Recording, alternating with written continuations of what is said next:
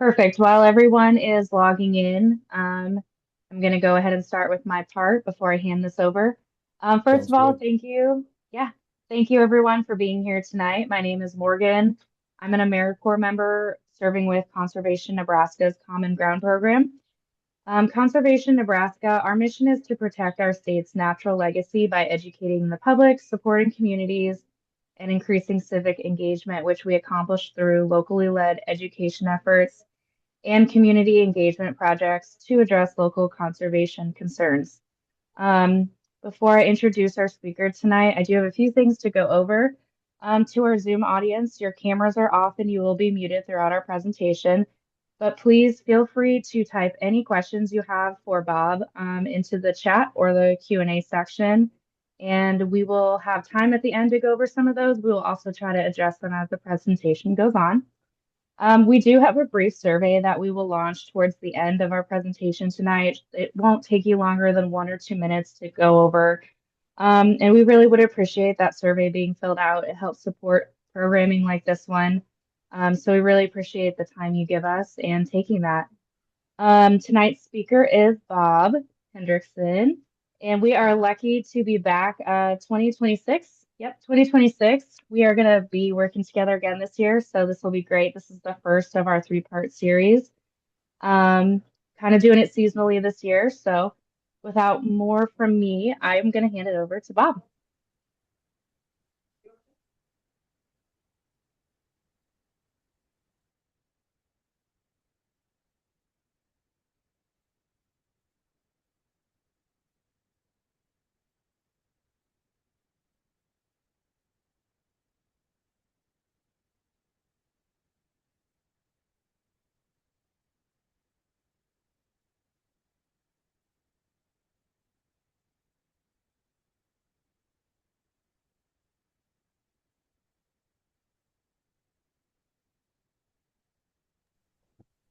Here.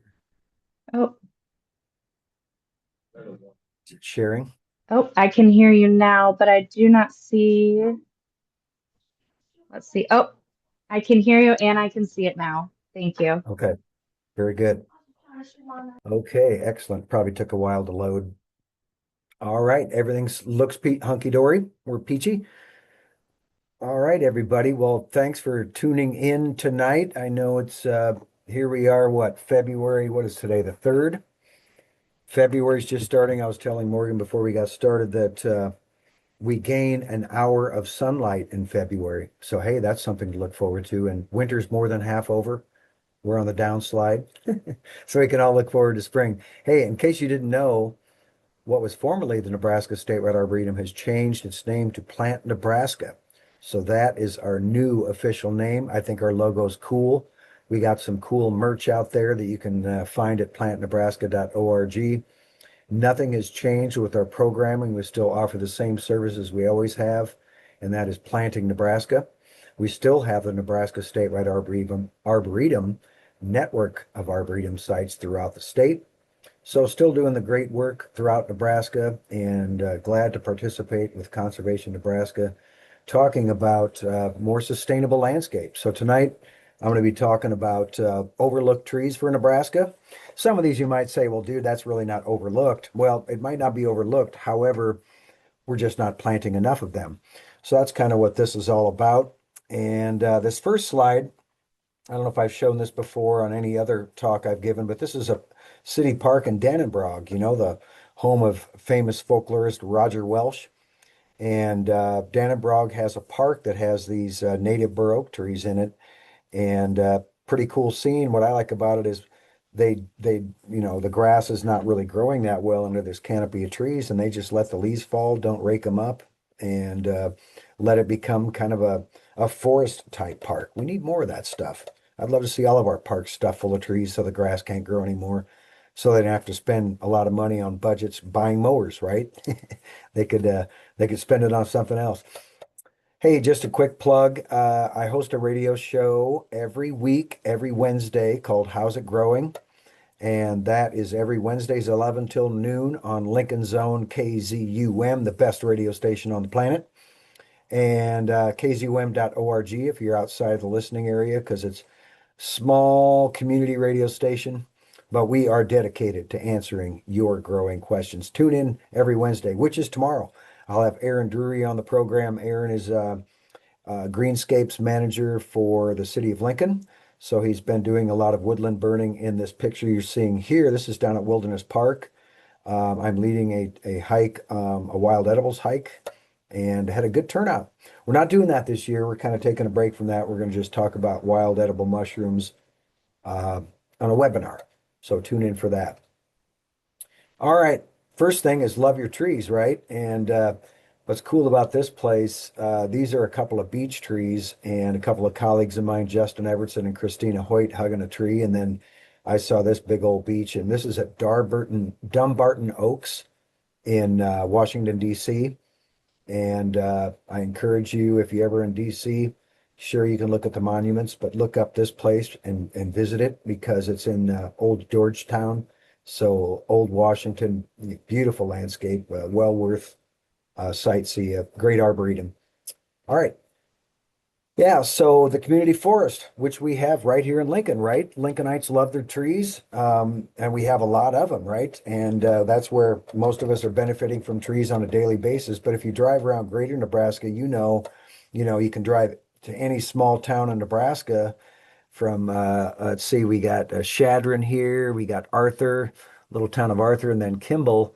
I mean, they're like an oasis of trees in whether it be a prairie around it, short grass prairie like Shadron, and rangeland or cropland around any small town. It's the trees that make that community for sure, right? And of course, we have to remind ourselves Nebraska started off as a treeless plains, right? A lot of the trees you're seeing were planted. So we have to continue to plant. We can't just rely on Mother Nature doing it for us, right? Now, of course, she'll do some of that in our alleyways and such, but those tend to be Siberian elms, right? We don't really want or need any more of those. And then even here around Lincoln, tree planting started almost immediately. Here's a image of a tree planting near Lincoln in 1900. And then if you ever look at any Solomon Butcher collection of photographs, he went around, when we were building sod houses and whatnot. Pretty much all the pictures have young trees, and more than likely the trees that this homesteader planted were, dug out of a riverbank. And I can't tell from the image, but it's likely something like a cottonwood, right? But still, trees are a part of us. Lincoln, 1870, right? So kind of get the idea we were a treeless plains. In fact, I read a count where you could take a buggy from Lincoln to Columbus and not see a tree anywhere except for maybe a few scattered in a creek waterway.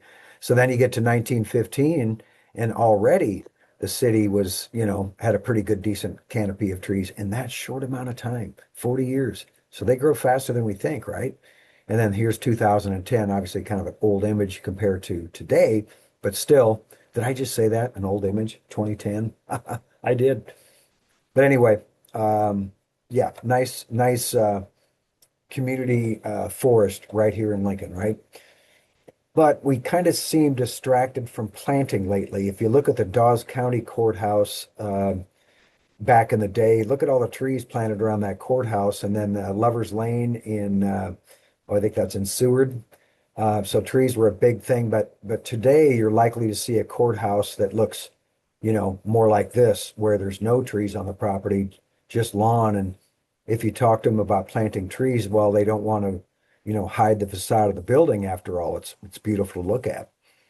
But that's a big carbon footprint with no trees and just beautiful. Looks like you could play 3 rounds of golf on that turf.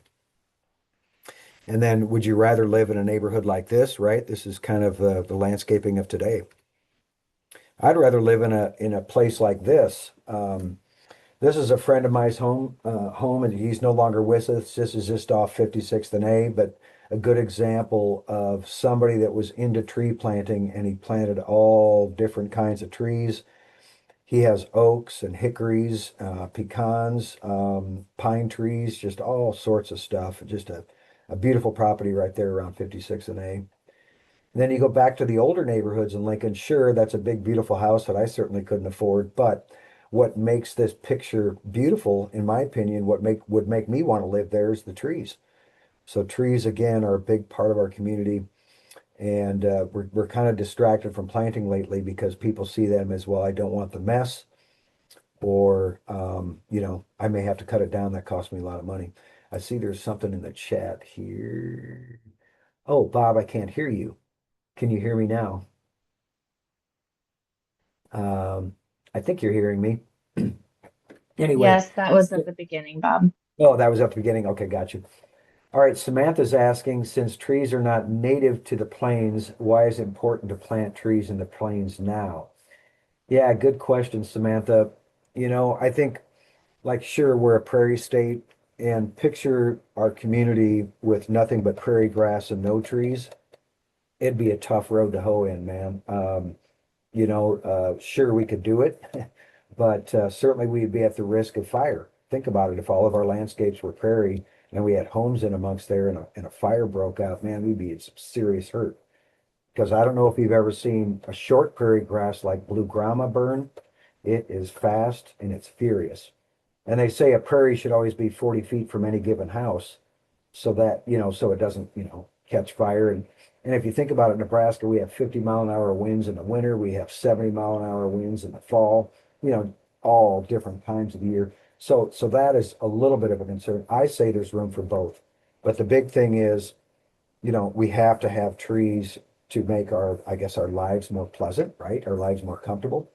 But I also think there's lots and lots of places for prairie too, in between our neighborhoods and in those places where it makes no sense to have turf grass, right? But I digress. That's a whole nother talk, right? But that's a good question, but a lot of things, the native trees, we'll talk about their importance for sure here as we move on. But good question. If you can answer it for me, please let me know. This is my house. I like to show this because we have a lot of trees, and when I go home on a hot sunny day on campus, because where my shade house is, it's in a parking lot. It's hot there. And when I come home, it's always just nice to walk into what my little oasis there, and me and my wife's, and our backyard.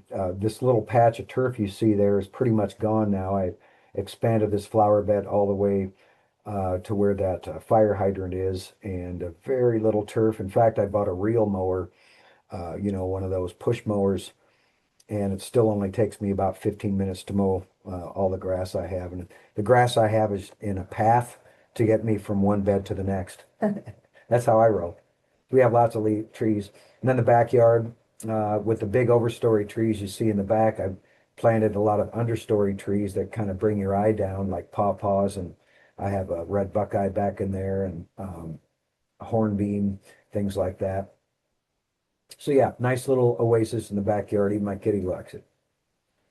And then what I did was we inherited a big red oak here, and there's another red oak back over here. And then at the base of it, I planted a sedge meadow. And this area, I just let all the leaves drop, and they filter in between the plants, and the plants come up in the spring. I mean, this is so early in the spring, you can see there's no leaves on the trees, and yet the sedge is already over a foot tall. And some might say, well, it looks like unmowed grass, but you could plant things in the middle of these sedges like daffodils and tulips and let them bloom, or more prairie plants like woodland phlox and wild columbine and things like that. And the reason I did that is so the leaves can drop and create habitat. But more importantly for me is the leaves that drop now are insulating the ground. They're providing a mulch layer, a duff layer for the tree, and I'm not having to mow it, so the compaction is greatly reduced or eliminated. Hi, Mariana, how you doing? Most of the native prairie is gone. We have turned them into farms. Yeah, no doubt. Yeah, and good point, Mariana. And we have 1/10 of 1% of the original tall grass prairie remaining. So it's important to preserve it where we have it and expand it when we can. Yeah, what types of sedges are those? Good question, Tim. This is called long beak sedge, also called springles, Carex springelii. It's actually was originally collected in a woodland area by Cedar Bluffs is where I got it. And it's now in the trade. We'll certainly try to carry this. I think we'll have it at Spring Affair for sure. But there's like 6 different species you can choose from of sedges to grow And I can't remember, Morgan, you could put up on the chat if we ever had a talk on lawn alternatives. That could be one we shoot for down the road. And I think if we do, if it's on YouTube, you could look that up because we talk about lawn alternatives, and that includes all the different sedge species and the things you can plant in amongst it to give you that cool meadow effect. Okay, let's see. All right, she's going to check on that. Very good. All right, folks. So when it comes to overlooked trees, I think a lot of it is our native trees. And, we have around 50 native to Nebraska and of those 50, not every one of those trees is maybe appropriate for a small landscape like our state tree here, the cottonwood. But the cottonwood is struggling in our creeks and river bottoms. It's something that certainly needs to continue to be planted because it's important because our native trees in research has supported 14 times as many species as introduced ornamental plants, and we'll get to the why of that a bit. Um, and really the why of it, and thanks to this guy, Doug Tallerman, you probably heard of him if you're, at all connected with Conservation Nebraska. I imagine you're familiar with Doug Tallerman's work. So Doug is an entomologist. He's not a horticulturist or a tree guy. He's just an entomologist, so he's into bugs, right? So when he moved into his property in Delaware there, he he was looking for caterpillars on the trees because, well, that's what an entomologist does, seeing what he had on his property. And he wasn't really finding any. And he found that his property that he had bought and the neighbor's property all had these introduced species, things like Callery pear, the ornamental pear trees. Oh gosh, I'd be guessing. I don't know what he all had, but he wasn't seeing a whole lot of native species. So he started planting oaks. He started planting these other things, but it really spurred to him to do research and find just what is eating our native trees and why is it important. And he's even set up time-lapse cameras outside of a bird's nest so they can take video of what the bird is bringing to the nest. And then as an entomologist, he can identify that caterpillar or that spider, that whatever that bird is bringing. And in that research, he found that oaks supported the most um, caterpillars that were coming to those nests, feeding those birds and other things. So here's the top 10 list. And you can see the ornamental pear had zero. So this is what the critters, the lepidopterans, are eating on. So that's the moths and the butterflies. And the moths are just as important as the butterflies will ever be. So here's that park in Dannebrog I was telling you about, all native bur oaks. So bur oak is the quintessential wildlife plant.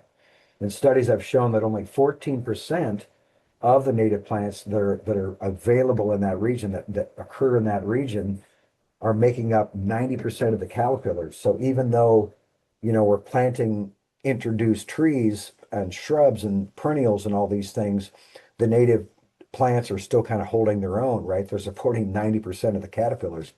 So if we eliminate all the natives, man, we're in some serious hurt. Most insect herbivores can only eat plants with what they share in evolutionary history, right? So the critters that lay their eggs, the butterflies and moths that lay their eggs on the leaves, they don't recognize a foreign leaf, right? The chemicals in that leaf, they recognize the chemicals in the leaves that they've typically laid eggs on for millennia. So here's a good example.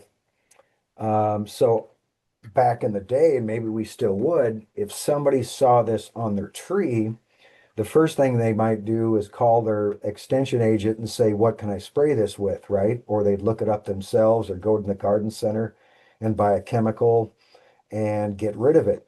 And because it's eating my tree. But can you tell what kind of tree that is? I'll pause just a sec. Yeah, that's our native hackberry.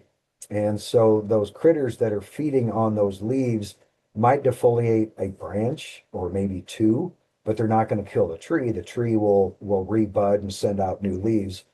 They'll be just fine. So you don't need to spray it in the first place. But it tends to panic people, right, when they see that, thinking it's going to kill my tree.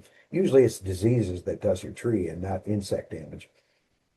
But I digress. Do you know what caterpillar that is? Because a lot of times we know what the monarch butterfly, right? We know what the monarch's caterpillar looks like because it's all over the internet, all over social media. But do we know what the painted lady eats? Do we know what the viceroy eats, right? Well, this ugly looking caterpillar is this guy, the mourning cloak.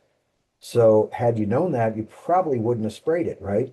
So this is where educating ourselves and what these critters look like is huge. And I think what's great about something like iNaturalist, if you see this, now you can put it on iNaturalist and somebody will say, oh, don't hurt those. They're the mourning cloak, right? So take advantage of iNaturalist if you're not familiar with that. Okay, did we have another chat? It doesn't look like it. Okay. All right, now, so another thing to let you know is Nebraska sits at this ecological crossroads.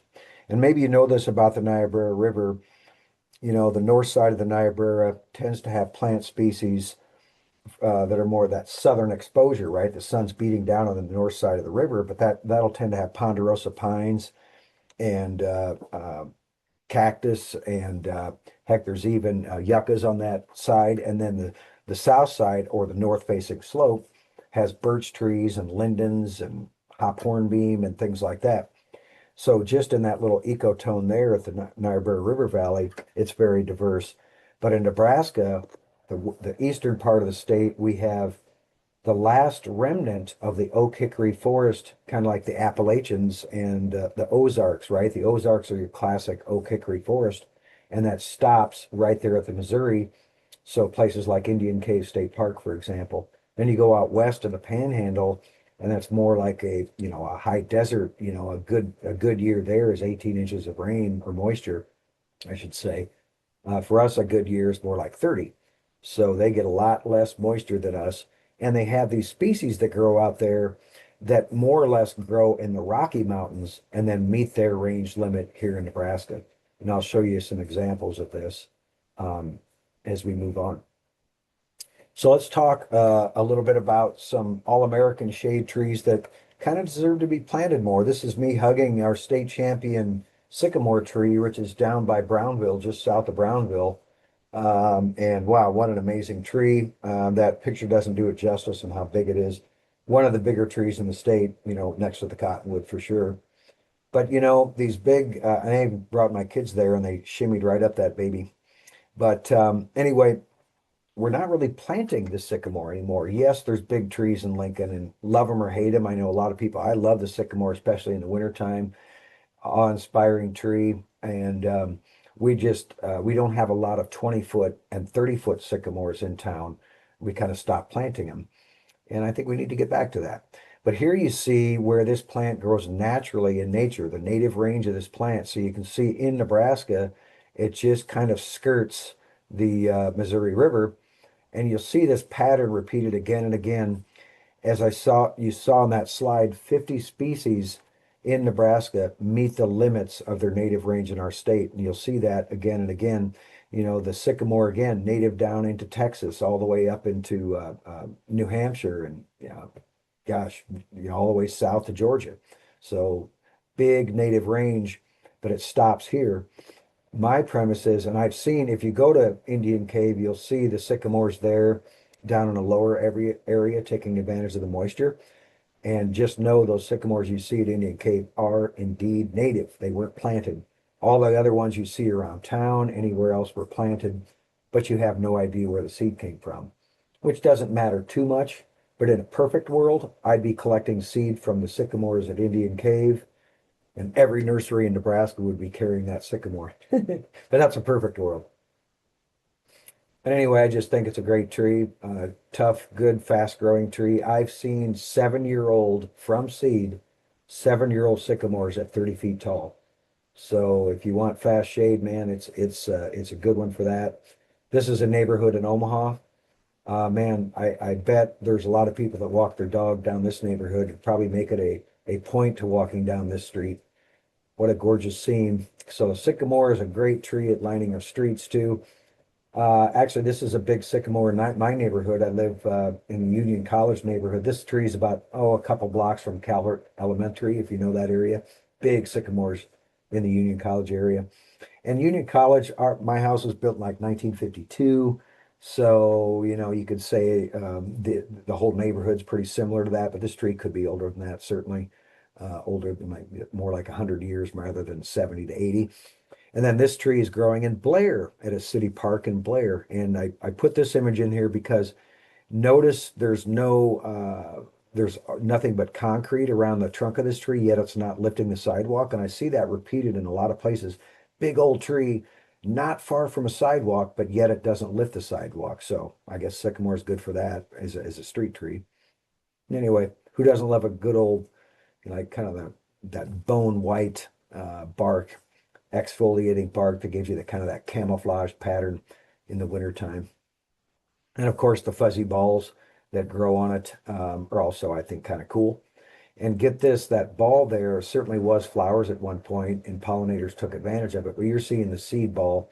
And if you break this ball up, there's probably about 200 individual seeds in that one ball. So it's pretty impressive. Another overlooked tree for planting is the bald cypress. This tree you never would have thought would be hardy in Nebraska, but man, it has certainly proven itself. This one you see in this picture, it's the center tree, and it's kind of behind a white pine. So I love that beautiful rusty colored fall color of a bald cypress when it stands against the green of a conifer. Oh, it's just delicious. And this is our state champion, the largest bald cypress in the state is here in Lincoln at Maxwell Arboretum on UNL campus. Heck, where I'm talking right now, probably a block from me. Cool tree to visit, to give a hug, and just kind of check out because it's got a lot of character. The branches, what's cool about it is the branches aren't round, they're oval. And from a structural engineering standpoint, from what I understand, is it makes them more resistant to wind, i.e., where a bald cypress typically grows down the swamps of Louisiana, you better be resistant to a hurricane force winds, right? But the tree is native not just to Louisiana, down south here, right? Florida, Louisiana, all Mississippi, Alabama, Georgia, all these southern states. It actually gets into Texas a little bit too. And there's a place called this little dot here. Look up sometime. You can't do it while I'm talking. Yeah, yes, you can. Google Frio River in Texas. It's a beautiful area, and it's where the bald cypress grows naturally along this river, and the river's really clear. Kind of a bucket list to get down there and do a kayak down the Frio River in Texas. But anyway, it follows the Mississippi up into southern Illinois, as you can see. So it's native a lot further north than people think. And I've talked to somebody that told me he collected seed from a bald cypress in Louisiana, planted it in Ithaca, New York, and the thing has been growing for like 40 plus years, doing great.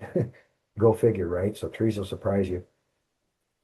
Anyway, they're a conifer, and but it's called a deciduous conifer. So this conifer is, even though it's got a cone-like structure, it'll turn fall color, that rusty brown, and then it'll drop its needles, and people often think their so-called pine tree is dying.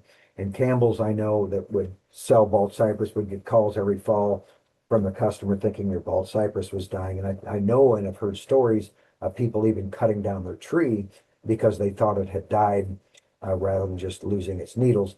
And I love this area here because there's no grass competition underneath it. Yes, it's limbed up, maybe a little high, but all the needles that fall off this tree can create its own carpet underneath the tree, and you don't have to rake it away. That's pretty cool. But they have a really unusual, funky looking cone-like structure on it. And if you've ever seen these on a bald cypress, if you haven't, walk up to one and rub it and then smell. It's very lovely, piney scent to it. And I'll actually collect those when they turn brown, and then put them in a bowl, and then I'll have them in the house for kind of a wintertime scent, or you can put it over the stove and do get some humidity in the house and get some nice fragrance in the home. This is an area. This planting here is at the Game and Parks headquarters here in Lincoln. What I love about this planting of bald cypress is they didn't listen to we need to plant trees 45 feet apart. These trees were planted, I kid you not, 10, 12 feet apart, and they're all getting along in there and growing up as a unit and very happy and healthy. And again, all the needles will drop and form this carpet down below. Kind of hard to see with that image, but it was a nice, pretty chocolate brown carpet. A very then it almost becomes a spiritual place rather than just any other place, right? Put a couple benches in there. Picture that in your own backyard. How cool would that be? And then here's other ones planted in a grouping. So they very much like to grow in groups. They don't have to be planted 45 feet apart. I think that's the way to roll. Okay, so the 2020 Great Plants Tree of the Year, a plant promotion program, the bald cypress has won it as well, as a tree of the year, and so has the northern catalpa. You know, a lot of people love catalpas because, man, it's like my favorite tree because it just is stunning when it's in bloom in late spring, and it's an awesome sight. And you know, the flowers are so showy and unique. When they're in bloom like that. And you know, people will I guess kind of put them down because they deem it a messy tree. The leaves are big, so raking those up is kind of an issue. They get the bean pods on them, and those drop, and that's kind of an issue to people. I say design your landscape so the bean pods and the leaves are falling, and you never have to rake them up. That's easier said than done, I realize. But that is the state champion catalpa in Omaha, big boy. But the flowers up close, if you've never looked at them, man, they look like an orchid, right? So anyway, it's one of those monoecious species that bears both male and female flowers on the same plant. But it's a great pollinator plant for our insects. Trees are critical when it comes to pollinator plants. And I mean, without trees, our insects, our pollinators would be really struggling.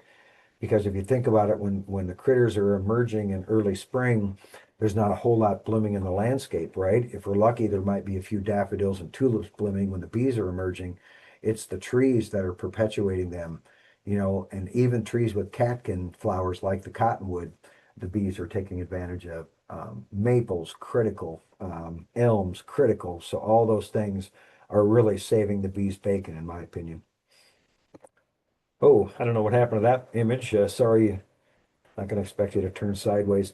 But did you know this? I remember observing this nice catalpa once, and these worms were all over it, and didn't know what they were, so I looked into it. And it's called the catalpa sphinx moth, and they've coexisted for thousands of years. You know, if it defoliates the tree will leaf right back out again. And in other words, they kind of come and go.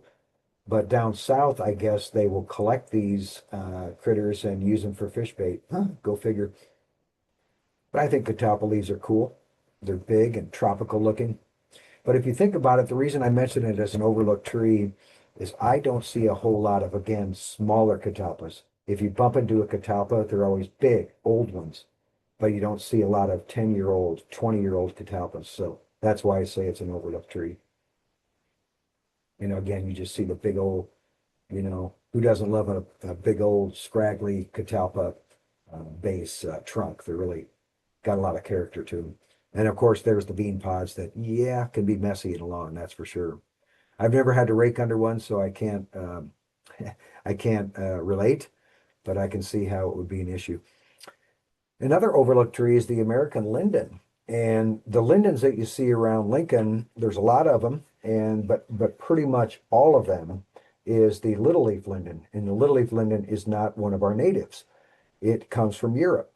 The American linden has a much bigger leaf than the little leaf linden. It makes a fantastic shade tree. Not as easy to find in the trade, but thankfully we have folks like Great Plains Nursery outside of Lincoln, near Valparaiso, north of Valparaiso. My, oh my, if you don't know about them, they're a great place to get things like the American linden, for sure. But the linden has a huge history. The linden grows naturally in Europe with the little leaf linden, certainly here in North America, and has been used by Native Americans for millennia, as well as folks in European descent. And there's a Mongolian linden, like it's Tilia mongolica. It's all over the world, and it is recognized as the world's leading anti-cold and anti-flu herb. Period. And it's just maybe you've heard of it. You know, elderberry gets a lot of attention for cold and flu season, but heck, I think we should just plant more lindens just because it's just nature's medicine right there in front of us. And people will make flower infusions, or they'll dry the flowers just to make tea. but you have to be on top of it because the flowers are literally only last for 3 or 4 days. And of course, the bees buzzing, the bees just go crazy for linden. I think there's a reason the bees clamor over plants like this. They also get the medicinal benefits, those same tannins, those same flavonoids, the same volatile oils that we humans would benefit from, the bees are also benefiting from.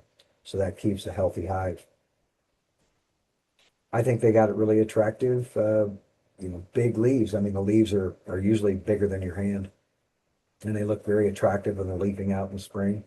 Gold American linden. Oh, and get this, when they're leafing out like this, they're kind of translucent. If you could put your finger behind it and see the shadow of your finger, and they'll get darker green as the season goes on. But when they're young like that, well, the whole thing is edible when they're old too, but they're just tough and bitter. But you could harvest a few leaves and put them in your salad. Read up on the edibility of linden, and you may not be aware, but I did a talk with a three-part series with Conservation Nebraska on wild edible plants, and the linden was mentioned there. And you could just go to YouTube and type in wild edible plants in Nebraska to find those. But when they're budding out in the spring, when the buds, the tips are starting to expand and get leaf out right before they even open their leaves, you can pluck off a few buds like that and just snack on them. They're crispy and kind of taste like a snow pea. Pretty cool. Yeah, and medicinally, they're commonly used as a sedative, so it's kind of a calming tea when people make a tea out of it. And there's a history of that calming sedative property of linden flowers in Europe that you could read up on. Just read up on the medicinal benefits of the linden, and you'll fall down a rabbit hole. It's pretty cool, pretty interesting tree. Okay, another all-American fantastic tree is the black cherry.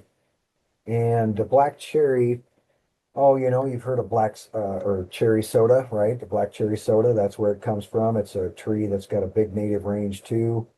And when it's in bloom here in the early spring, I think these are dandelions in the foreground here, but anyway, when it blooms early enough in the spring, so the pollinators do take advantage of it. Yeah, there we go. Okay, very good. Thanks, Morgan, for putting that in. The sustainable lawn alternatives. Excellent. Yeah, and so that talks all about what you can do underneath your trees. Because what I was after changing things underneath my trees is, and a tree researcher, and I just heard from a fellow, a tree nerd, that what urban trees, what are the most common challenges urban trees face, and that is soil compaction. Because soil compaction, when we get a big downpour, and as you guys are all aware, we seem to get our yearly average in a 4-inch rain, a 5-inch rain, a 6-inch rain. We need more half-inch rains, every week rather than a 5-inch rain every 4 weeks, right? For a chance to soak in.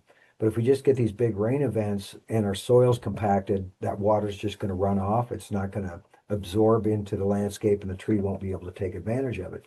But if you have this alternative lawn underneath your trees, because grass is hard to grow under a tree anyway, and switch to ground covers and sedges, and you may say, well, isn't that going to rob the water from the tree? No, they have very conducive root systems, meaning those root systems of the tree and those woodland plants that have been living together for millennia, they tap into each other's mycorrhizae and they become one big unit, sharing in the good times and the hardships, right?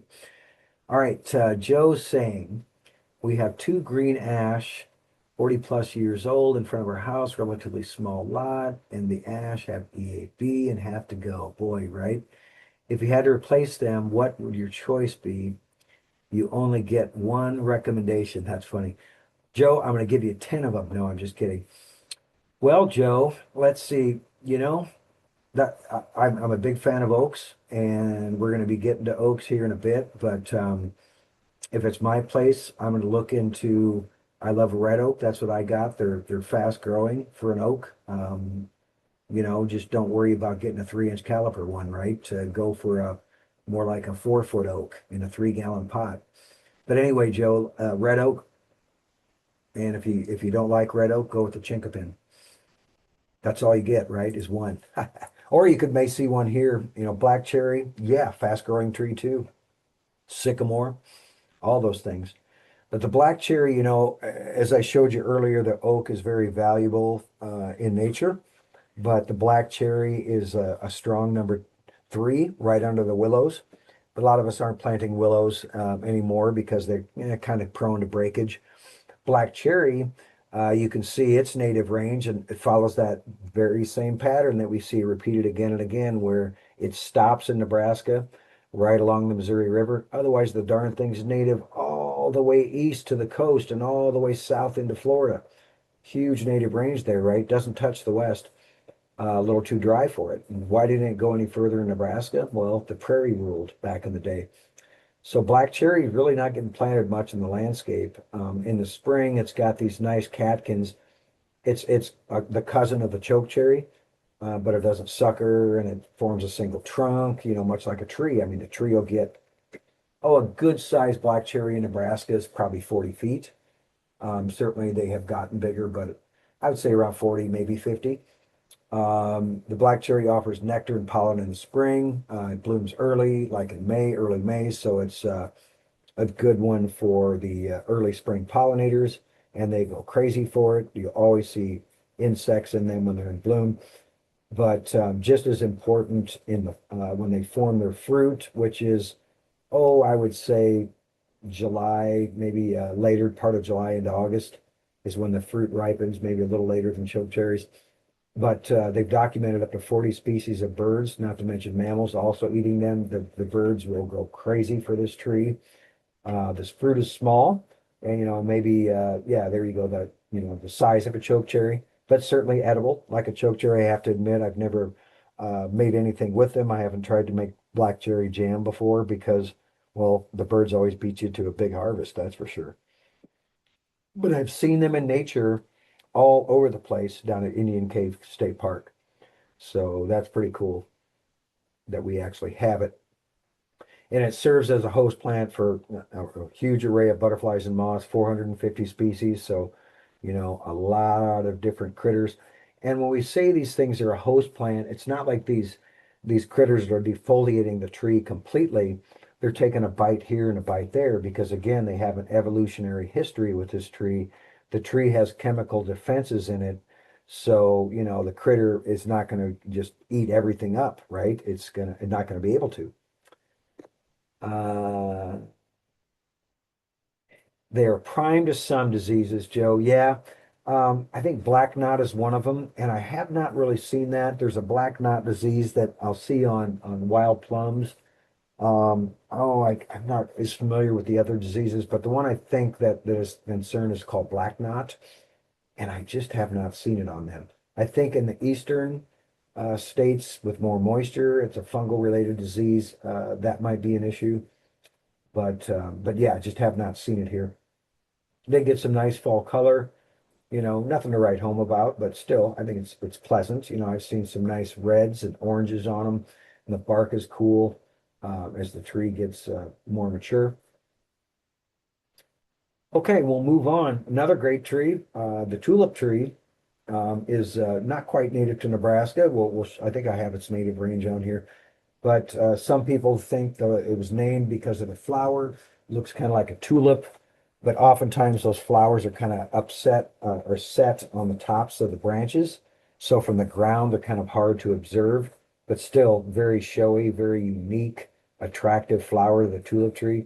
Personally, I think the flower is the icing on the cake because it's fleeting, it doesn't last long, but the foliage is so cool and unique. No other tree looks like that. It's kind of its own animal, and it's the tallest tree east of the Mississippi. So if you go to places like Georgia, they still get the ones that weren't logged anyway, that were in places where they couldn't get logging routes. They're like 130 feet tall, 150 feet tall. So the tallest tree east of the Mississippi. But again, very attractive foliage on it. And the big question was, can we grow these in Nebraska, right? Because it's not quite native here. And we've seen enough tulip trees around to know that, yeah, it's a good, tough tree for our state. This is actually the state champion, still is the state champion. It's still there in Oakland, Nebraska. So Oakland is by West Point. And this image is pretty old here. This image is probably around at least 15, 20 years old. And I'm just curious, Oakland, who planted a tulip tree in Oakland? Probably somebody came from out east and they had to have the tulip tree. They get cool bark, just a very regal, handsome looking bark. Probably 1 in 5 years, they get this nice butter yellow fall color. It's not every year consistent like this, but in a good year, it'll be a gorgeous fall color like that. And there's some big boys around. If you find yourself headed to Arbor Lodge in Nebraska City for any reason, walk around their grounds and look for their big tulip trees. I can think of at least 5 of them, and they're all huge, 80 feet plus, 4 foot diameter trunks. And what I'm impressed with when I look at them, because I know they've seen some weather, some serious weather, and just not a whole lot of branch breakage. They're very resistant to storms. So I think that's another plus going for them. Just a very, very awesome shade tree that's woefully overlooked. In fact, we just discovered this one last summer. We were in Brownville for an event, and so did a little walkabout to see what I could see. And just down the alleyway, oh, look at that big old tulip tree in somebody's backyard. Didn't knock on the door and ask and see if they had a story to tell, but wow, what an impressive tree. There it is from, you can see the size of the trunk with me standing next to it for scale, but then you look up the tree and I mean, look at that, just perfect, right? I can't imagine they had a arborist come in and prune this thing. It's just very nice structured scaffolding branches, very well structured tree to resist storm damage. Pretty cool, huh? So now, Joe, you gotta say, I want a tulip tree. It's hard to make up your mind, man, and I know it's a big decision, huge decision. It took me years to finally decide what a tree to plant in my backyard that hopefully we'll get to. Here's one of the co-state champion in Forest Lawn Cemetery in Omaha, and this is in the Florence area, so old Omaha. If you ever in the Florence area, man, check out that Forest Lawn Cemetery. It's a huge cemetery, amazing trees on this place, and a lot of the planting in that cemetery were done back in the late 1800s. So some big old trees in there, well worth an adventure. Okay, let's move on. I'm wild about Buckeyes. I'm bonkers for Buckeyes. What I love about Buckeyes, that kind of that worry stone thing. If you keep them in your pocket, the lucky Buckeye, that's where that comes from. And you may say, well, where did it get its name from? Somebody thought it looked like a buck's eye, right? A deer. So that's where the name Buckeye comes from, in case you were wondering. No, it's not the Ohio State University. The tree was there first. But it is pretty cool that they named their mascot after the tree, I must say, even though I still don't like the Buckeyes. Sorry. Anyway, we have one species. This is native to Nebraska, but it's interesting. I'll show you the native range of the Buckeye, but here it is in flower. Early spring bloomer, once again. And so it's a great pollinator tree for our spring pollinators. And I like how this one is sited where they don't have any competition underneath it. And the fruit that falls, you don't have to rake it away. It doesn't, that so-called messy fruit, whatever, it's going to fall right under the tree and not become a problem. The squirrels will take all the fruit anyway. Even though they're poisonous to us humans, the squirrels don't seem to be bothered by them, and they will definitely take them. But I think it's a very exquisite flower when you look at it up close. You stick your nose in it, really doesn't smell like much, but still very attractive. Yeah, there's the native range. So you can see here at the southeastern corner of Nebraska, just a little bit, and I've seen these trees in nature down by Salem, Nebraska, is where my cursor is right there. And they're kind of scruffy looking trees in the forest understory, but they're still there and native all the way down into Texas. So in Texas, in Oklahoma, Kansas, up in Nebraska, we actually call this the Texas Buckeye, even though it's technically the same species native to Ohio, Indiana, Illinois, places like that. But it's just a place name when they call it the Texas Buckeye. I don't want to confuse you. It's just an interesting factoid. They're really cool when the buds are expanding in the spring, and you can see those huge leaves kind of folded up, and then there's the beginning of the flower right there. What an exquisite structure. It almost looks like a flower when it's expanding in the spring. It's one of the first trees to leaf out in the spring as well. And this is actually not far from campus. This is north of Huntington, around 41st in Huntington area. And just always go by. In fact, the reason I know about this tree is I used to park by it every day. And one day, man, gorgeous fall colors. So you got the summer look and the fall look. Just a nice small tree for a landscape if you don't have a lot of space. And this tree in nature likes to grow in the shadow of tall trees. So it's a good one as kind of on a forest edge, meaning if you have a big old oak tree that's been limbed up 40 feet or 20 feet or whatever, not 40, but more like 20, for a bus to drive under it, this is a good understory tree. But you can see in this image, it's in full sun and looks great. And it produces a lot of seed for me. And when I knocked on the door, they had no problem with me picking up the nuts and harvesting them. So that's what you can see the husk of an Ohio Buckeye has little prickles on it. That's what kind of distinguishes it from other Buckeyes. Um, yeah, but nice fall color. And again, a little bit later, what the leaves look like, expanding, often reddish in color, and the bark's attractive. This is the biggest one I know of down by the Sunken Gardens. This is the parking lot to the Children's Zoo. Biggest one we know of in Lincoln. If not, it's never been measured, I don't think, but it might be the state champ for all I know. But we also have another species called the yellow buckeye. This one's not native to Nebraska. However, it has proven itself hardy in Nebraska and it certainly qualifies as an overlooked tree. What it has is very consistent fall color pretty much every year.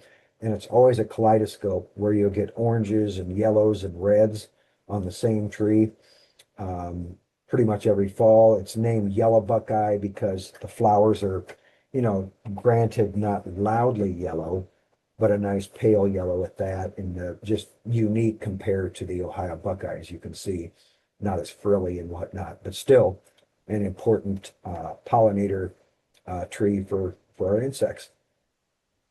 Again, attractive palm-like foliage on the yellow buckeye as well. So they have what I like to call a nice summer dress. And it'll be, ultimately about a 60-foot tree, so a bigger tree than the Ohio Buckeye, but again, a nice shade tree. This tree here is a stone's throw from Memorial Stadium. If you walk down this sidewalk to go to a football game, this is 12th Street Mall on city campus. That's Old Father Hall behind here. So they did plant a yellow buckeye on campus if you ever want to look at it. Handsome foliage, cool fruit, and the husks of it are smooth rather than having little prickles on them. But there again, you can see that gorgeous fall color. And what I would do here as a land manager is I would get rid of all this grass underneath this tree, and I would make my mulch bed out to the drip line so I never have to mow underneath that thing. And the leaves that are dropping can stay underneath there and mulch my tree with nature's mulch. Gorgeous yellow buckeye. And then its cousin more down south is the red buckeye. This is just the opposite. This one's smaller than the Ohio buckeye, more like a 15-foot, you could even call it a shrub that's growing into a small tree. But very attractive reddish flowers on the red buckeye, native to, kind of the Ozarks, southeastern United States, but certainly hardy here. A little harder to find in the trade. Good luck finding it. I know, I don't even think Great Plains is carrying this one. I do off and on if I'm able to get seed, but usually critters beat me out on it. But yeah, I do have one at home. Love this tree. Isn't that gorgeous? But it's another one that likes to grow in the shadow of tall trees. These planted out in full sun, kind of struggled after a while, but good part shade tree, the red buckeye that again has the buckeye fruit and the husks and the spring flowers. Okay, I'm not seeing anything in the chat. If anybody has any questions or comments, if not, we will shift gears and get wild about nut trees. Let me check the time here. Okay, we got about 35 minutes. All right, everybody doing fine? Not getting bored with trees yet? Good, good, good. Okay, now let's talk about nut trees. And I know I've talked about them with the maybe the wild edible landscape, maybe not. Well, we'll talk about them now in case you missed it. One of my all-time favorite trees is the shagbark hickory. And maybe you've bumped into them before in nature. You'll find them at places like Wabunsee State Park, just across the border in Iowa, or Indian Cave. There's natural shagbark hickories. Um, and of course, appropriately named, the bark is very shaggy, but it takes many, many years for that bark to get at that stage. The trees that you see in this fall color are planted here on campus, right next to the prairie, right adjacent to Maxwell Arboretum. And the tree on the right was a Ohio seed source, and the one on the left was a Nebraska seed source. The Ohio one is growing a little faster, but the Nebraska one is the one showing all the fall color. So I guess seed source matters in that respect, right? They in the spring, they're a catkin flowering tree, much like the oaks, they're catkins. All the other hickories, pecans, they're catkins. And so that's a wind-borne pollination. It doesn't need insects to pollinate it. However, insects will still feed on the pollen of these catkins, so they become important as well for small bees and other critters taking advantage of them for their pollen. And then in the summer, I think they have very attractive foliage, cool looking fruit as it's developing. So there's a hickory that's developing there. And get this, the bark, you can actually peel off that bark without damaging the tree and then breaking that bark into chips. Um, and they also use it as a tonic for for arthritis. That one I have not tried yet, but I have made syrup out of the bark before. You just take the bark like that, and it's weird washing the bark in a sink with a scrub brush. I didn't add soap because I'm like, yuck, I don't want to get soap on it. But yeah, it was clean. And then you bake it in the oven for 30 minutes, which is again weird to do. And then transfer it to a pot and let it simmer. The thing I would do different is I would have had more bark in it and I would have simmered it even longer because it's tasty. It has a slight hickory taste to it, but I think I think it's a little too mild. I want it stronger. But get this, you can actually go online if you want to make somebody's day and order something special for them for Christmas. Look into getting some hickory syrup because that gift, man, they're not going to get it anywhere else, right? And so there are some places that are selling more down south and out east where the hickory is king. You'll see the sources for these wild hickory syrup. If you're lucky enough to collect your own nuts, like I have been, the pieces that are left over that I used to just toss out to the squirrels, I learned I can simmer those in water and then strain it out. First of all, to get all the pieces away, and then you strain it through a cheesecloth to get all the little fine bits out of there. And then you make a simple syrup and add that hickory water to it. Oh my world, the best syrup ever. I say it's better than maple syrup, but that's just me. Who doesn't love maple syrup, right? And that's what the nut looks like in the tree. So you can see these split lines. This husk is starting to split. And this is in the fall when I took this picture, but that shows me I could harvest this and beat the squirrels. And you can see other fruit back here where again this black is turning the seam is turning black. That's a good indicator that I want to harvest this and beat the squirrels because as it's drying, that husk will turn brown and black. So there's what inside the husk, what it looks like. And then when you crack the actual nut open, there's the nut meat. But the husk is like at least a quarter-inch thick and it's like solid wood. So you can dry those husks and use them for in place of charcoal briquettes or dry them and soak them and use them for smoking meat or smoking jalapenos, smoking anything. It's a great smoking apparatus. Its cousin, the king nut hickory, also called the shellbark, grows down native to Kansas. I think I have it. I'll show you on the map here in a bit. But This line is the nut orchard here on East Campus, and it was planted around the early 90s, and these trees are easily over 40 feet tall, planted in the early 90s. That's a pretty good growth rate, and they planted them really tight, like 8 feet apart, and they all seem to be getting along, only 8 feet apart. That's impressive. They get some decent fall color on them. That's where I get my hickory nuts from. Sorry. And the biggest we know of in the state is here in Alvo, um, just on the southern edge of town. And tried to knock on the homeowner's door and left a note saying, "Hey, do you mind if we collect seed from it?" And heard back, but they didn't know the story. They had bought the home from somebody else. So I'm curious, who planted it and why. And but just an impressive shade tree, really gorgeous, overlooked tree. I think the foliage is really nice. But the king nut hickory certainly has the hickory nuts, like I showed you with the shagbark, and as hardy as the shagbark, but the nuts are huge. I mean, you see those two nuts in my hand there. It's like two nuts fill my whole hand. So you wouldn't want to plant this tree, over a streetscape necessarily, or a driveway or a parking lot, right? It'd probably dent your car, even though I don't know for sure. I'm have my, but I think it probably would. Anyway, there you see the husk, how thick it is, and then the big, huge nut inside. And the catkin flowers when it's emerging in the spring. Yeah, and then there you see as the husk dry, that's that brown color I was talking about. And so I'll harvest them, dry them so the squirrels can't get out of them, and then I'll start peeling the husks off, and then I have to cure that nut. And curing means just letting it dry out, and it'll dry out for like a month before I crack them.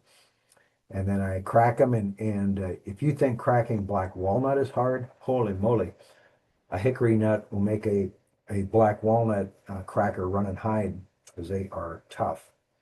But it's a labor of love for me in the wintertime because I'm known for my hickory pie. When I bring a hickory pie to a potluck, I say not available in stores. Yeah, because you ain't gonna find it. Or you can take those nuts. Here's a picture of the nut meat. What does it taste like? Well, it tastes like a hickory. For me, it's kind of like it tastes like a black walnut had a baby with a pecan. So it's kind of a in between black walnut pecan, just the king of nuts, period.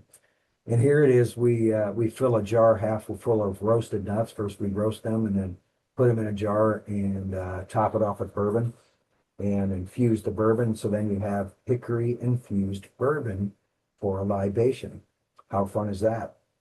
Let them soak in there for like a month.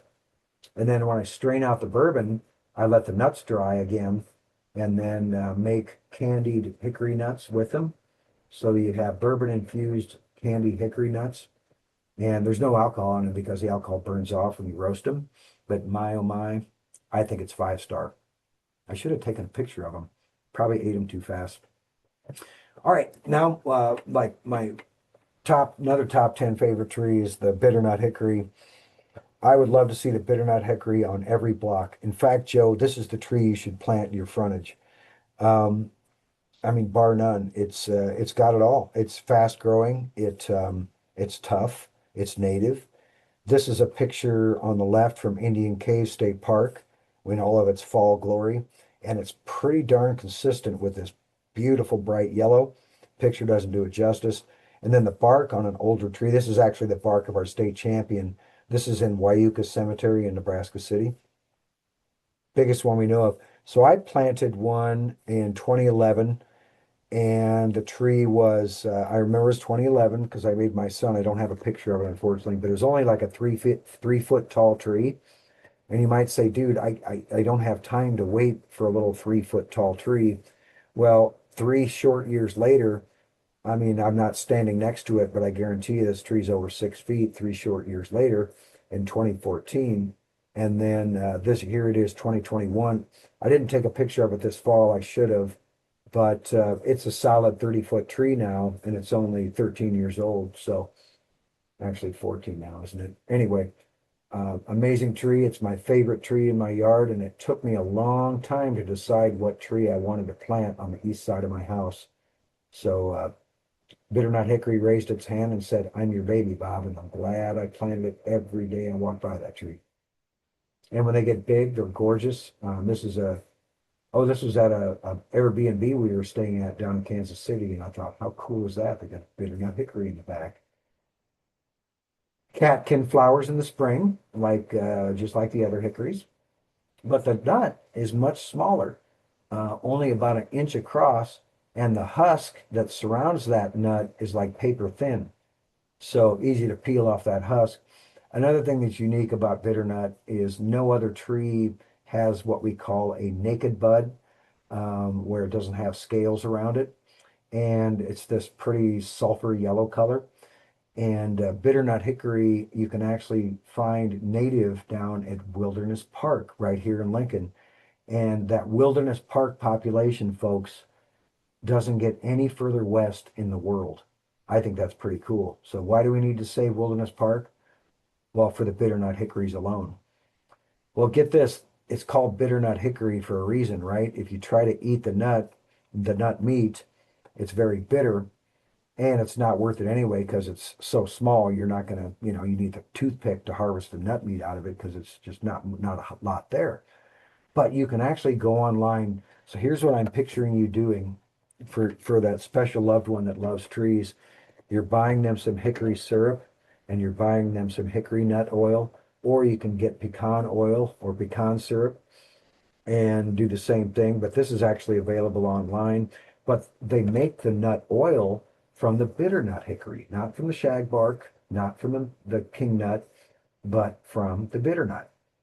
And it's very, so the nut meat's considered inedible. However, the bitter tannins are water soluble, meaning if you take that nut and crack it and boil it, the oil is going to like float to the surface and you can skim it off just like the Native Americans do. But nowadays they have modern presses and they actually press that nut to get the oil out. And I think, picture this food forest with modern food forest with bitter nut hickory just for the nut harvest. If you type in bitter nut hickory oil recipe, you'll likely come across Forager Chef talking about it. He believes, like me, that man, we should be planting these things all over the place just for that.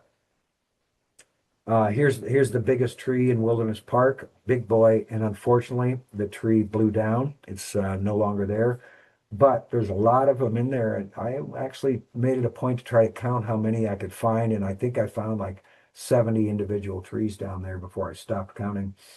And then, of course, they're also native to Indian Cave State Park.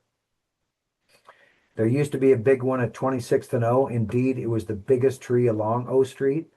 This house was removed and they took the tree out at the same time. The lot is still sitting empty. And in fact, we send the dude a letter begging him not to take the tree out because we knew the house was going out. It was in the paper and everything. I won't go through that, but really sad that the tree got taken out because I guarantee you the age of this tree, it saw Lincoln grow around it. You could stand on 9th Street, 9th and O, and see this tree. Biggest one all the way up O. It's sadly gone. And then here's the state champion at Wyuka Cemetery. This tree's struggling right now because, as you can see, there's a road going by it. The tree was there before the road went in, likely. And so putting the road in, they had to do a lot of damage to the roots. But all of these seed collectors were with me that day, helping me collect seed from this tree and a bunch of other trees. And yeah, so we had to go see if that bitternut had any for us that day. I think it did. Why collect them from there? Well, the biggest tree in the state's got some good genes, and let's spread those genes in the form of tree seedlings. Yeah, there's the native range of the bitternut hickory. You can see it gets a little further east than a lot of those others that just flank the Missouri. But again, native all over the eastern U.S. and down south into Texas. So it's a good tough tree following Oklahoma and Kansas. Just a perfect tree for Nebraska, very overlooked and underutilized. All right, yeah, 2026 tree of the year, the Great Plants tree of the year is the pecan. If you tuned in, we had a webinar with Plant Nebraska talking about great plants that you can find on the archives. But This is probably the most public one I can send you to look at. This is just west of the dairy store here on UNL East Campus. So if you go get ice cream, look to the west and you'll see this nice 50-foot northern pecan tree. They kind of look like an ash tree up close. It might stump you when you go, what am I looking at? One thing you can do for an ID feature is the foliage has kind of this crescent moon or sickle shape to it, whereas ash trees are just, more straight like this one. And they tend to be shinier than an ash, maybe a little narrower than an ash as well. And if you rub the foliage, it has a distinct scent to it. And an ash has nothing. And when a pecan, here's what a pecan looks like. Now you can see, oh, I see it's related to a hickory now. Easy to understand because, the husk is similar to a bitternut hickory husk. It's thin, bendable, pliable. And then you can see what happens is the husk splits open when the nut is ready and it drops on out. And you got yourself a nice pecan. And of course, crows love to eat pecan seed. Blue jays love pecan seed. And of course, squirrels love pecan seed. So if you're growing one for a nut harvest, just know you're going to have a lot of competition. And I say grow it because it's a great shade tree. The nut and the seed is icing on the cake, just like I would say the same thing about a hickory. There's the catkin flowers, definitely different than the hickories, as you can see, but kind of cool and unique, like tinsel hanging from the tree. And we can grow some pecans with huge nuts. That's my hand there to show you the scale. And there again, I'll harvest them as the husks are starting to split so I can beat the critters. But a nice stash of Nebraska grown pecans. And get this, if you go to the farmer's market here in Lincoln, the Sunday farmer's market, there's a couple, oh, I'm going to forget their business name if anybody can put it in the chat. But they sell Nebraska grown pecans. They're so much better, you guys, than the southern grown because they have more of the good oil in them that give them all the flavor. Because this pecan has more oil in it because as it goes north in climate, those oils act as a natural um, antifreeze, keeps the nut from freezing. That's why it tended to have more oil in it in those northern climates. But there again, you can make bourbon infused pecan just like you would do with the hickory nuts. And if you ever find yourself in Kentucky, make sure you stop and get this because it is the best liqueur you'll ever have in your life. Northern pecan liqueur. Rivulet, this company, has been making it for over 100 years, but they don't ship. You can only get it in Kentucky. And I tell you what, yeah, you can tell they've been making it over 100 years. It's five-star stuff, no doubt. Yeah, there's the bark and the emerging foliage I think is attractive. And there's the native range of the pecan. It's another one you see here. Here it is following the Mississippi River all the way up into eastern Iowa. And then as we go further west, it gets up into southeastern Kansas, even to the St. Joseph area. So they're close to being native. We call this a regional native and has proven perfectly hardy in Nebraska. Oh, this little dot you see right here with my cursor is the next picture is where we're at. This is Pecan Grove in Winfield, Kansas. We go down to the Walnut Valley Festival every fall, and there's a camp spot there called Pecan Grove. So everybody pitches a tent, sets up their trailers, and people hang out there throughout the whole festival. Cool place. But yeah, even planted them as street trees in North Platte. Granted, it's a winter shot, but you get the idea. If I was in North Platte, I'd be saying, really? Pecan trees here? Heck yeah. It's probably the only two in North Platte. And this is probably one of the few in Kearney. That's a nice 55-foot tree right there, doing well in Kearney. And yes, it produces nuts, and the nuts are viable, meaning they have nut meat in them, and the homeowners made pies out of them. Randolph, Nebraska, nice young one. There you see the friend that sent me the picture of this. That's his daughter standing next to it. So young tree, probably only around 20 years old. So they're relatively fast growing. This one near Blair, a lady sent me this one out in the country all by itself. It doesn't need two to pollinate. This thing produces fruit. She's made pies out of it. And her husband collected the seed, she told me, when they were down in Houston. I thought that was crazy. 1966 or something like that. Yeah, 1966. And yeah, and here it is all by itself near Blair, Nebraska, out in corn country. Go figure. Midland University. I think they're attractive tree when they're young, and they're attractive tree when they're old. Biggest one in Lincoln is near 33rd and P. If you drive down 33rd around P Street, just know you're driving under the biggest pecan in the city. It's probably 80, 85 feet tall. So go figure, right? And the state champion is in Brownville.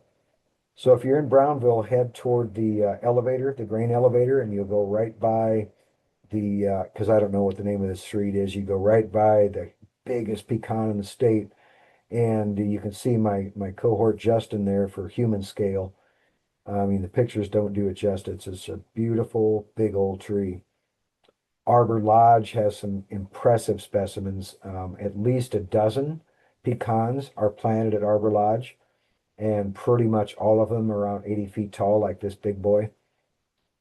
Even Midtown Omaha, great big pecan that a friend sent me this picture of a good, oh, probably pushing 80-foot pecan there as well. And there it is looking up into the tree. What a gorgeous tree. Love them, love them, love them. They're just woefully overlooked. This is in Elmwood Park. Convinced the city forester to plant them as a seedling. He thought they were going to get vandalized. Certainly they fenced it to keep rabbits away initially, but it was only like I kid you not, a 12-inch tall seedling. And I think the tree is around 12 years old, maybe 15, and it's a 30-foot tree. So nice looking tree, relatively fast growing. All right, guys, we're looking at around 7:47. We got a little time yet. I'll fly through some maples here and we'll see if we can get to some smaller trees. I hope you're enjoying the tree talk and getting some ideas here. And we speak for the trees, right? All right, now let's talk maples. This is the baby that's getting planted by the tens of thousands. This is the Freeman maple, which is a hybrid with the red maple and silver maple. And they're woefully overplanted right now. We got to be thinking outside the box, and there's lots of other maples to choose from. I'm not saying it's a bad tree. I'm just saying, are we going to shoot ourselves in the foot overplanting any one species with some disease or something else that comes along to wipe them out, right? So the red maple, again, nothing wrong with it. Autumn Blaze is the one that's really, really getting planted by the tens of thousands. But the black maple is one to be seeking out, I think. It's a cousin of the sugar maple, native to places like as far east as central Iowa. So it's not far away. There's one in the trade called Green Column, if you can find it. Not as easy to find in the trade, but worth looking. What sets it apart from our other maples is that big leaf. The leaf is huge. I mean, it's wider than your hand. In fact, the leaf is so big and heavy that they kind of tend to droop like a parachute, if you will. That's what one of the ID characters, like, what am I looking at? Just a gorgeous tree, and I think it's a nice yellow fall color on them. Cool tree, the black maple, a good cousin to the sugar maple. Paperbark maple, this one's from across the pond in China, but it has really proven itself as a slow growing maple, but it's got the coolest bark of any maple, that's for sure. This is actually a tree, one of the oldest ones in Lincoln. Farmer Bill told me about this one that he planted. So I went and looked at it and knocked on the door, and the neighbor or the person that lives there now didn't plant it. It was the previous homeowner, but still, they love their tree. Nice paperbark maple. You just don't see them planted very often. And if you do, if you have one, you know what I'm saying. They're slow growing. Biggest one I had seen, this is at Morton Arboretum in Chicago. It's one of those in a class of what we call three-leaf maples. There's a number of Chinese species that have these three leaves, like the Amer maple, for example. And then the granddaddy, the sugar maple, woefully overlooked. When people say, what maple should I plant? Man, this is the one. And there's lots of different great cultivars out there. Fall Fiesta is highly rated, Legacy, Green Mountain, Caddo, all these on these lists. You couldn't go wrong with any of these for your shade tree. And this is in Table Rock, Nebraska at the cemetery. And Table Rock is like chocked full of a bunch of sugar maples. The town is in love with them, and they've got them all over town. So in the fall, in a good fall, when they're colored up, it's just pretty stunning to see.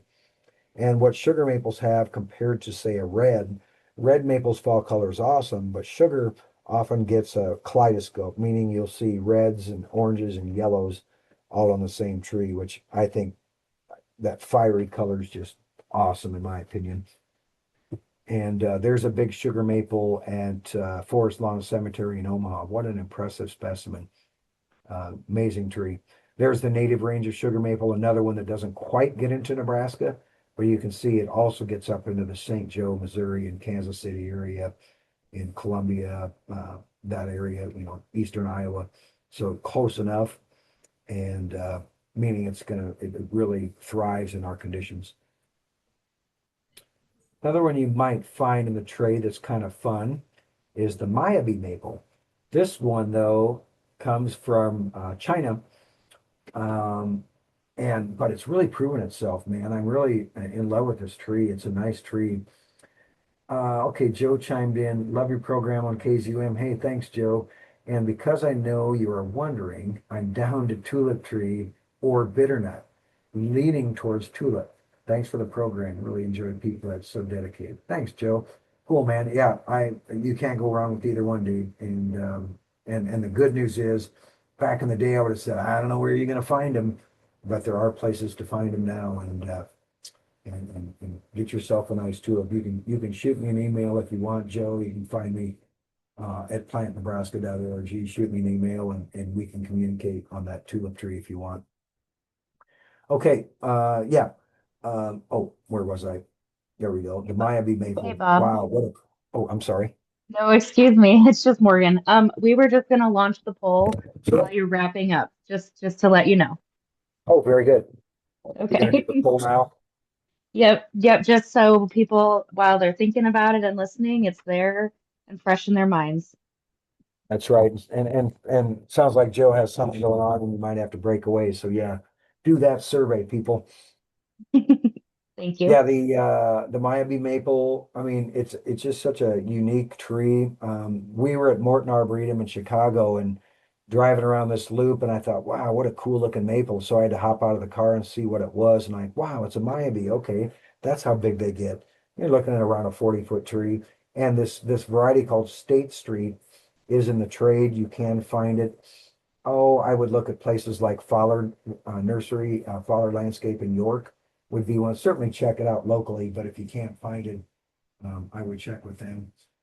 Fall color's nice. The foliage is handsome. Look at that bark. That really cool. There's some here on campus, and I've just been impressed with how they've performed here on campus. Good, nice tree. And here's another one at Morton Arboretum that Justin and I were looking at. They let the branches come all the way to the ground, which I appreciate, and then no grass is allowed. No mowing is allowed in the drift zone of that tree. And cool bark at the cool base of that tree. An arborist would have said, cut it down, right? Or you need to reduce that to one branch. Well, I think it's cool. Um, yeah, what in my opinion is the most overlooked or least thought of tree for Nebraska that we would like to see more of, and why? Oh yeah, man. That could be, I could probably name off 10 trees, right? I just, that's a tough one, Morgan. I love a good chinkapin oak, and I'll try to get to them here. Why didn't I talk about the oaks yet? Okay, they're coming up. We'll get through the maples here, and then we'll quickly get to the oaks because I'm running out of time. I got 5 minutes. Shantung maple's another one from China. But yeah, Morgan, I would say chinkapin oak. And it's just an awesome tree, woefully overlooked. It's got a lot to offer. Tough tree, relatively fast growing, native. The acorns are small, so you don't have to worry about it being a mess. The wildlife goes crazy for the acorns. Yeah, so I'm going to say chinkapin. And of course, bitternut hickory. That's number two. All right, Shantung maple. Well, let's say 1A and 1B. This is another Chinese maple that has really proven itself here in Nebraska. We're not seeing it seed around or become an issue with it being invasive. Certainly have been keeping our eye on it for the last 30 years, if not more. Shantung has great foliage on it, good fall color, just an awesome small tree. Yeah, now let's go quickly through some oaks and we'll call it here. Bur oak, the quintessential wildlife plant. And the bur oak isn't really planted much because they're like, it gets too big. And the easy answer for a tree enthusiast is to say, what's up there but sky anyway, right? Look at how it's shading that whole house. Boom.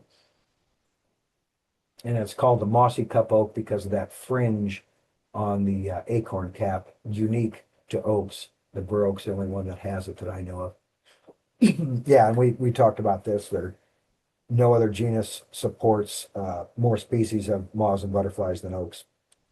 So restoring large stands of oaks in suburbia would go a long way towards shoring up the future of our nation's biodiversity. That was a quote from what's his name? Bringing Nature Home. Oh, Marianne, I have a chinkapin oak. The squirrels love it and chew the bark. What? Off the branches like crazy, calling, dang, that's a bummer. Yeah, especially in a drought year, what causes squirrels to chew on that bark, and it's not just the chinkapin. I have not seen that, Mariana, but that's interesting that it's probably affecting the growth as well, unfortunately. But yeah, I mean, I'm not going to say it's one thing to consider. It is what it is. This is the only block I know of in all of Nebraska that has nothing but bur oaks planted along it. It's right here on campus. If you can find me a block anywhere in Nebraska, a city block or a street that has just bur oaks on it, I'll shake your hand. That's what I mean by overlooked and not planted enough of. We have plenty of silver maples, right? We should have been planting bur oaks like this back in the day as our street tree. Cool tree, awesome bark, rough and tumbly, fire resistant bark, right? That's one of the reasons the bur oak's around. There you see the native range, a little bit more of an expansion into our state than the typical pattern along the Missouri. And in nature, they don't listen to the 45 foot on center rule. And I used to think this was from logging, like they cut it back and it's resprouting. This could very well be an acorn that sends up two shoots. I've had that happen growing them. That's at Indian Cave, by the way. This is the far western population in Nebraska. I'll show you on the map. That little dot you see right there where my cursor is in the southwestern part of the state near McCook. And there's a bur oak population there. We call it Bur Oak Canyon. And all around these trees is shortgrass prairie. You see the yuccas growing there. And how did those oaks get there? Right? There's a spring-fed little creek that runs down through there that keeps them alive. Pretty amazing population. They have found artifacts in there. Geologists have ancient artifacts that date this population to 18,000 years old. And there's Dannebrog again. Another great native black oak. Love this tree too. This is one of our seven native oaks.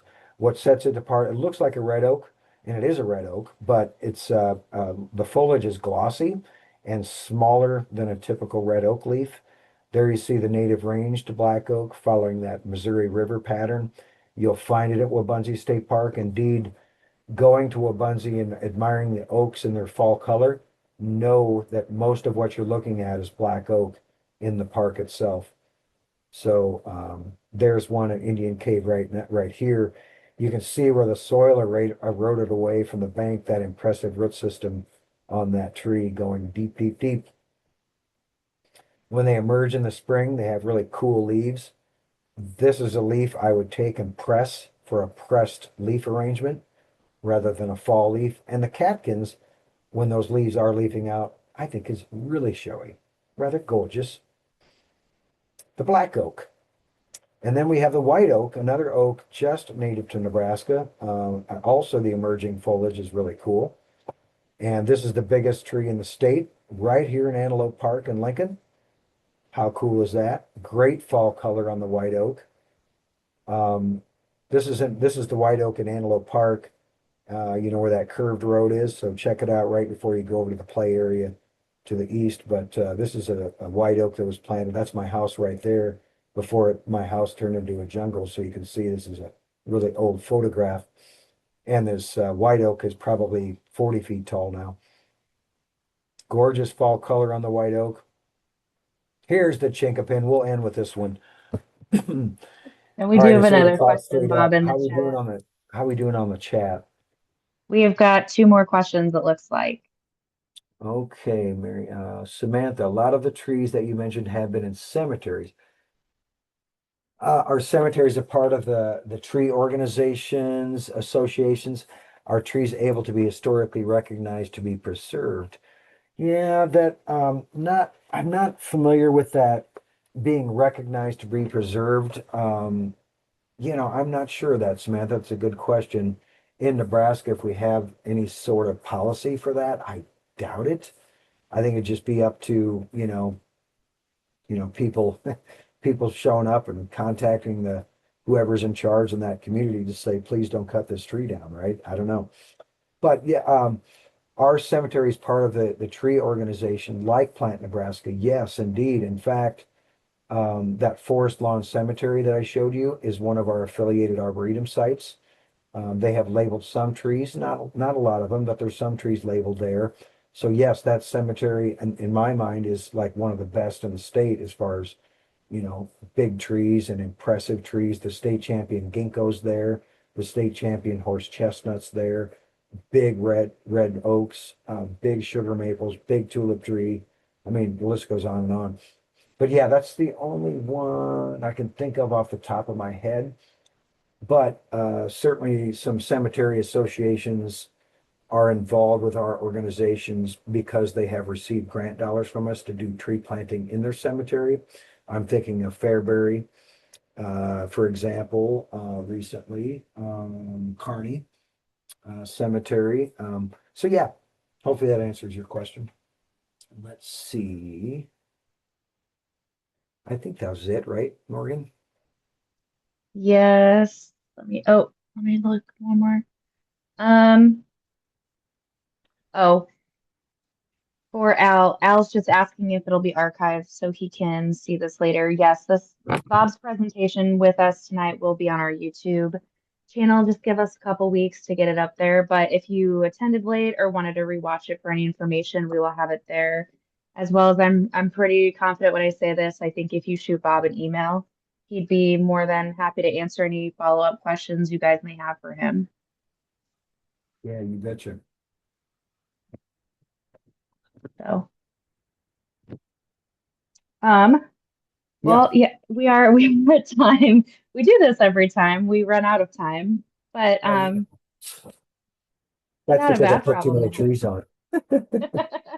No, it was great. And I think it's every time we meet, it's great. It's fun. I love the pictures. So, Cool. I just like to say thank you for being here tonight and thank you to all of our attendees for being here. If there's any further questions, reach out to Bob, reach out to Conservation Nebraska, and we'd love to hear from everyone who attended if there's any follow-ups. So, Thanks, you guys. Thanks for hanging out and talking through. yeah. All right. Well, have a great night, everyone. Thank you. Bye. Bye.